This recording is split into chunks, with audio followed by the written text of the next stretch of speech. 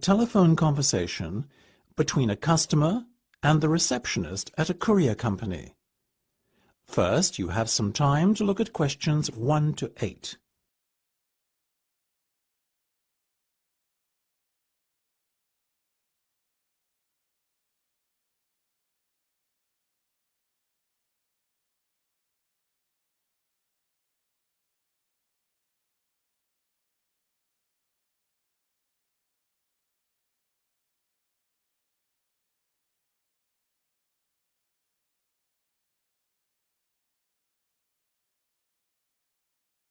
Good morning. This is Sam speaking. How may I help you?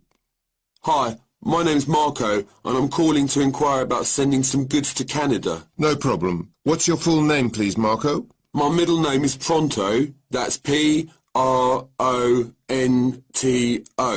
Sorry, Marco. Just your surname will be fine.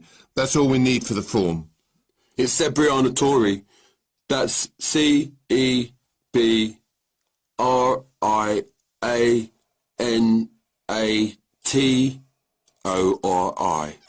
Great. And your address, please? I live on Grimsby Place. Grimsby Place. Okay. But wait, you mean the address from where the goods will be collected? Right. In that case, I better give you my mum and dad's address. My stuff is there temporarily until I make the move. Same street, house number 25 in Grimsby, and the postcode is GB8 6BY. Now, Marco, tell me what you'd like to have shipped. I'm moving to Canada, so I have a fairly big container for my belongings, you understand. Of course. What are the dimensions? It's 2 meters high, 1.5 across, and 3 meters long. My, that's huge. Tell me about it. Moving day is going to be a nightmare. And what will this container contain, then? Well, to start with, there's my television. I'm also taking a brand new sofa bed with me, as well as my fridge, freezer and home computer. I see. That all sounds rather valuable. Do you know the total value of the goods in the container? Yeah, I estimate about £5,000. Before listening to the rest of the conversation, you have some time to look at questions 9 to 10.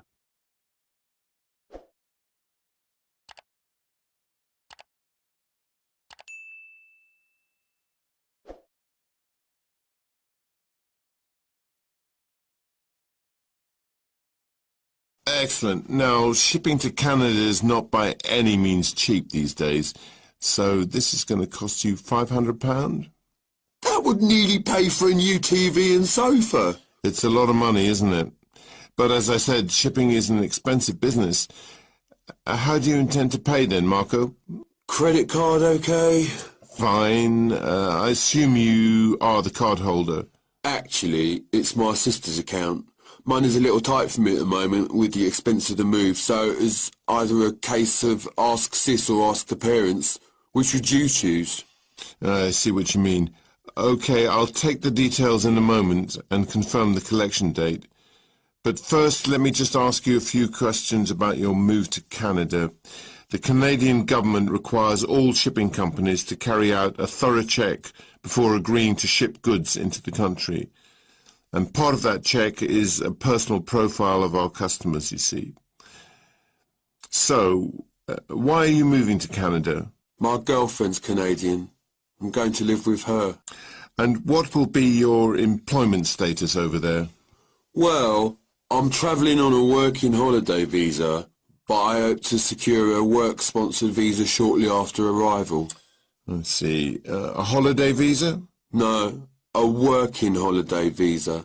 That allows me to stay in the country for 12 months, as opposed to 60 days with a holiday visa. Okay, no. That is the end of part 1. You now have half a minute to check your answers.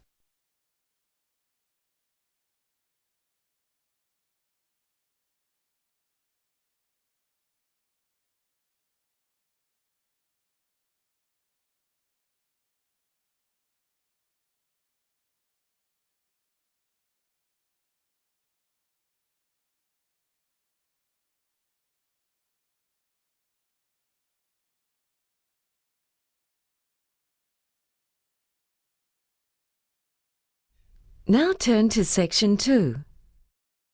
Section 2. You will hear a talk by a representative of an agency that finds people to look after homes when their owners are away. He is talking to a group of homeowners. First, you have some time to look at questions 11 to 20.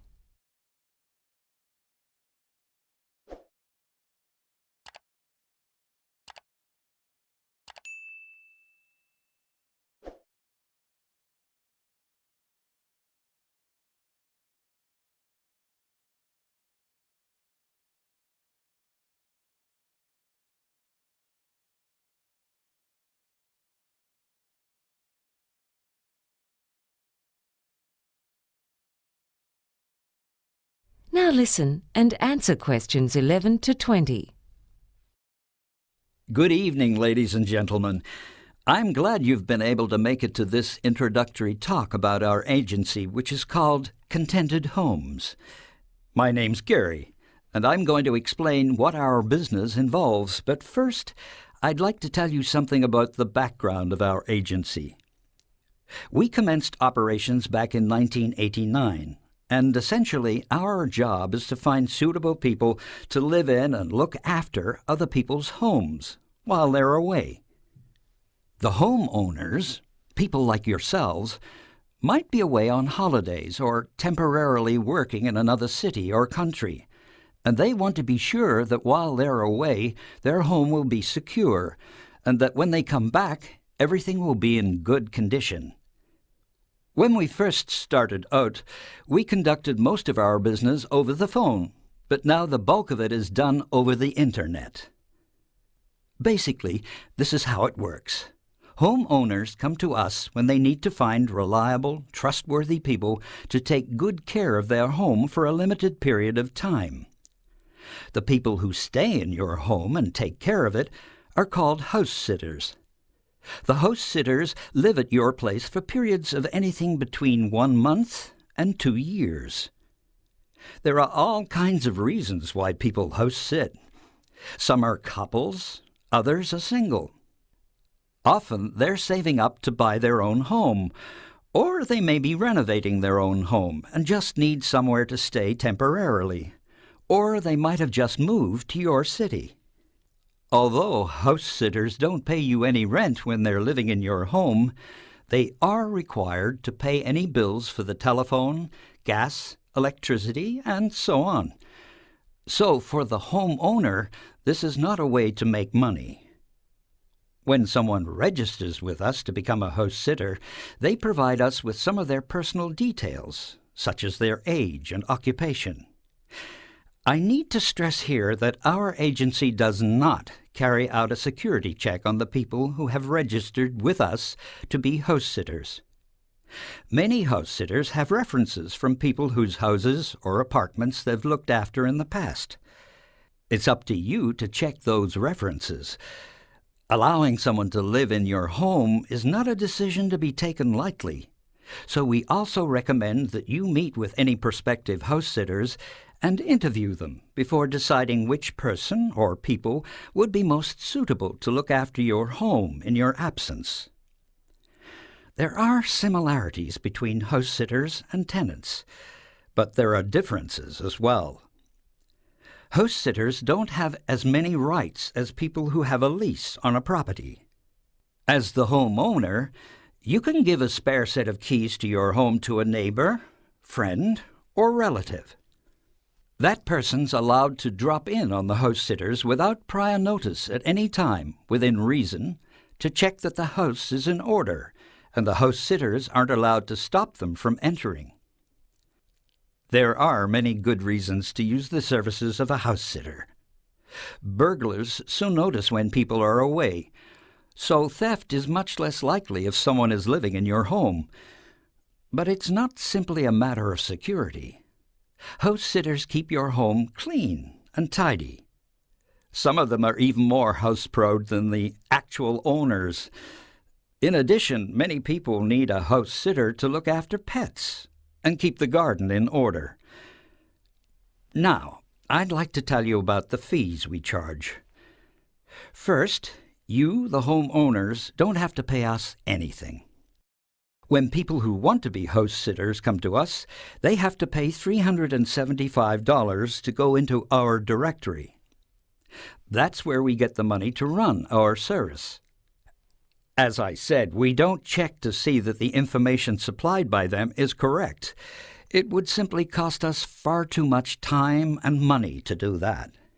When you've decided that you want to go ahead and have a house sitter look after your home, we definitely think it's a good idea for you to take out insurance for your home. You'll find that many insurance companies prefer the higher degree of security if someone's living in your home than if it's left empty. Anyway, I hope I've given you a clear idea of our service.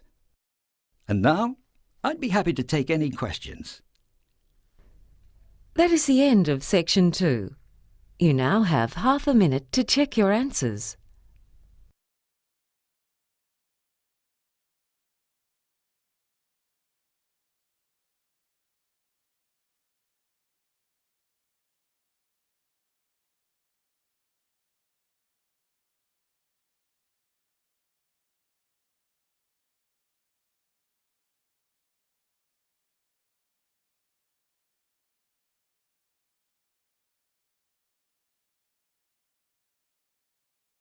Now turns to Part 3. Part 3. You will hear a discussion between two university students on a seminar they have just attended.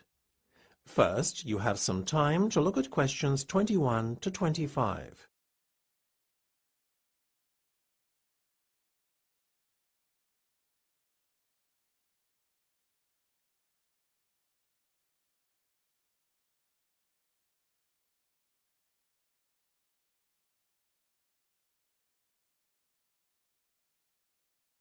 Isn't it ironic that at a seminar on public speaking and presentation skills, we're left so underwhelmed by the oratory skills of the so-called expert up on stage? Maybe we should lower our expectations a bit, Mike. After all, everyone is susceptible to nerves, especially with an audience as critical as us. Well, you anyway. She's a professional. She's supposed to do this for a living, Alma. I feel totally let down, and I'm asking myself exactly what I'm supposed to have gained as a result of spending this time here. Look, forget about her presentation skills, or lack thereof, for a minute. What about what she had to say? Did you listen to any of that? How could I, when she kept fidgeting and moving about so? I was so distracted by her antics, I couldn't focus on anything else, to be honest with you. I don't know if you can blame her totally for your not absorbing anything that's been said in the last half hour, Mike. You're a pretty awful listener at the best of times. Oh, come on. She should be able to hold my attention for 30 minutes. It's not like the talk lasted 2 hours or something. Mind you, it sure did seem like it. Stop it now. You're being overly critical, and that's just not fair. I took some notes and was actually impressed by some of what was said. I'm definitely going away having learned something and feeling like my time wasn't totally wasted. Emphasis on the not totally bit. Oh, Mike, when will you learn? You know, sometimes we only get out of things what we put in. Did it ever occur to you that had you given this woman a chance, you too might have actually learned something? All right, Alma, go easy. Before you hear the rest of the discussion, you have some time to look at questions 26 to 30.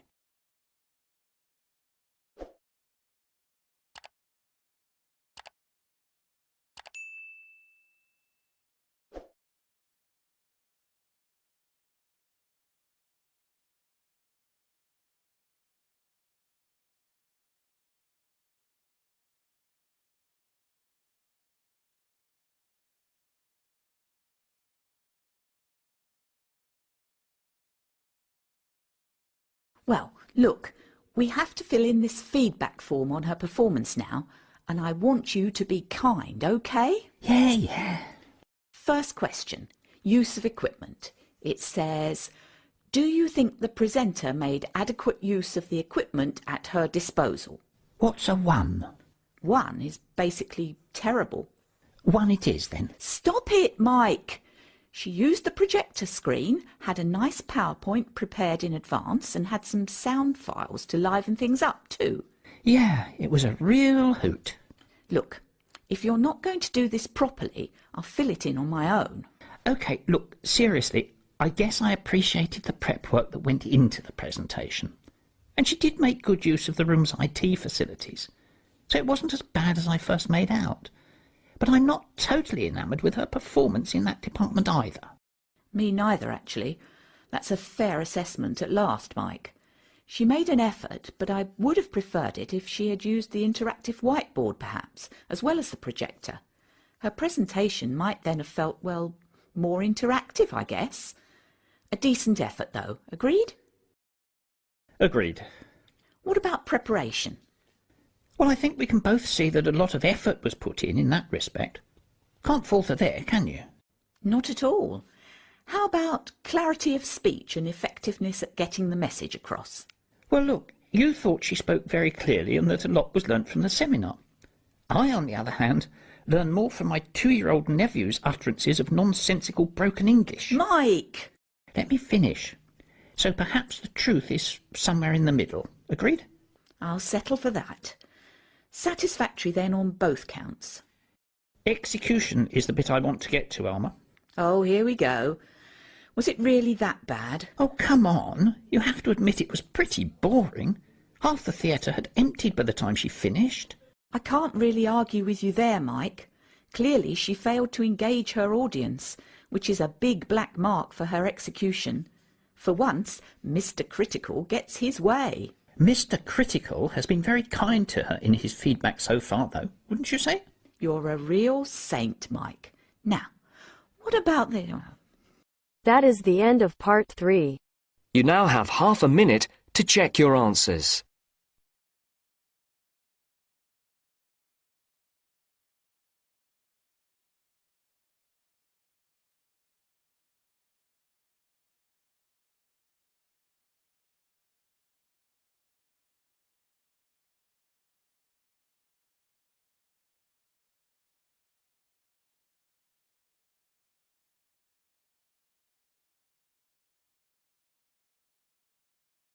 Now turns to part 4.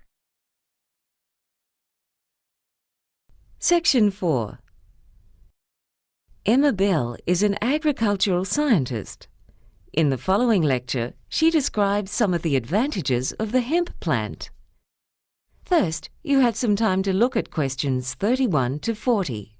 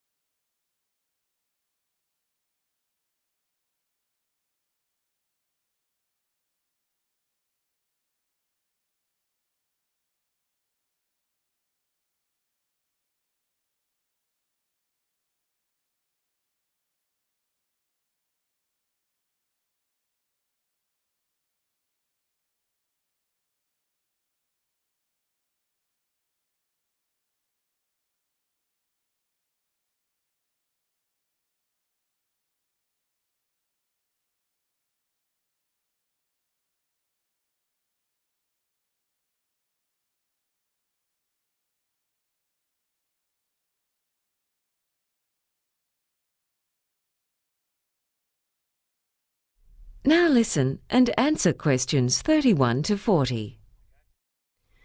When we think of progress, we tend to look to the future. However, the past can also provide inspiration. Today, I'd like to outline some of the many ways in which the hemp plant, a plant that was used very widely until the early 20th century, can benefit both humans and the environment. You may remember that when the use of computers became more widespread, there was much talk of the paperless office. Yet now far more paper is being used than ever before. Most of that paper is made from wood, but it can also be made from hemp. Hemp is a fast-growing annual plant that can be harvested within 4 months of germination, whereas a tree takes 20 years. This means that a hectare of hemp can produce 80 times as much paper as a hectare of trees. In fact, hemp was the main source for paper production until the 20th century, and the paper it makes is of superior quality to that made from wood. Many of the rivers in the vicinity of today's paper mills suffer the effects of pollution from bleach and other chemicals used in the manufacture of paper from wood. In contrast, paper made from hemp does not require bleach. So much clothing these days is made from cotton, yet fabric has been made from hemp for over 7,000 years. The trouble with cotton crops is that they take a heavy toll on the environment and are often dependent on irrigation. Hemp can grow using far less water and does not need as much fertilizer or pesticides. In fact, hemp crops even have a natural resistance to pests. Clothes made from the tough fibre of hemp also last longer than those made from cotton, which is not something that'll make clothing manufacturers very happy. But another way in which hemp is the superior material is that it's more effective in blocking out UV rays from the sun, which can cause skin cancer. To top it off, clothing made from hemp is very comfortable to wear. In parts of the world that still don't have electricity, this versatile plant can also be used to light lamps. Back in the days of sailing ships, when hemp was used to make ropes and sails, lamps were often fueled by whale oil, which gave off a much stronger-smelling black smoke. The pursuit of that oil was one of the reasons for the existence of the whaling industry, which hunted many species of whale almost to extinction.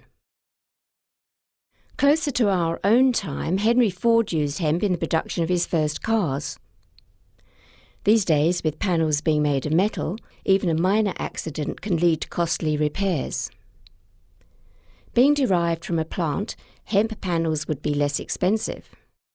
Yet perhaps an even more significant consequence would be that instead of old cars being left to rust by the roadside, an abandoned car made from hemp would rot faster.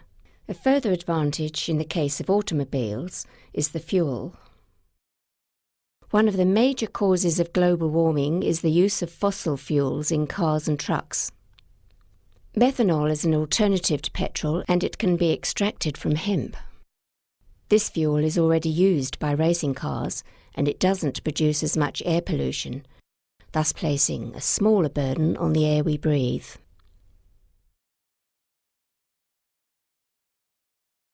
Hemp is also a source for a variety of foods. The oil that's obtained from the plant can be used to make cooking oil, butter, cheese, and even ice cream. Flour derived from hemp has a greater protein content than normal wheat flour, and its seeds contain all the amino acids, providing a form of protein that's more easily digested than that in soybeans. Carpets made from hemp are more durable than other carpets and are resistant to mildew, which grows in humid or damp conditions. It can also be used in the home to produce furnishings such as fiberboard, furniture, and even plastics. Paints and varnish made from petrochemicals contain poisons, whereas this is not the case with those produced from hemp. Hemp plants are best grown close together, and because they produce an abundance of leaves, the ground underneath the plants is shaded, which hinders the growth of weeds. So farmers don't have to spend money on potentially dangerous herbicides.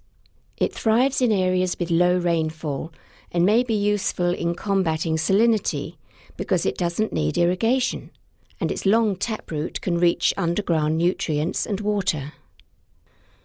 As a fast-growing plant, it's an easily renewable, biodegradable and ecologically sustainable source of a vast range of products that are currently made from polluting resources, such as coal, metals, gas and oil. This is quite plainly a case where we can make progress by learning from the past. That is the end of Section 4. You now have half a minute to check your answers.